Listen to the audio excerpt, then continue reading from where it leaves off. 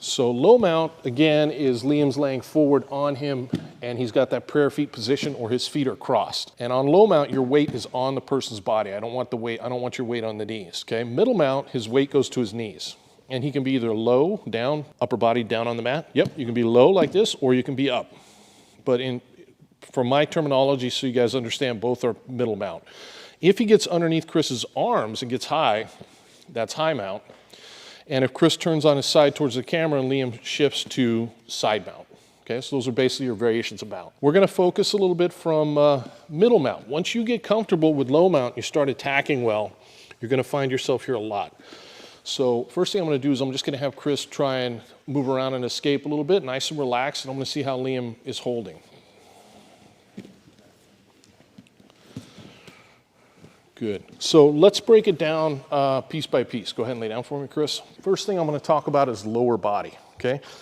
So when I'm at middle mount, I don't want to be sitting on Chris as a general rule. I'm going to say as a general rule because there's going to be times when I sit back and attack that I am going to sit on him and give him my weight. As we go, you'll see that. But most of the time, I'm going to be like this. And so if I sit on him, push on my knees are pretty light, and he can move that.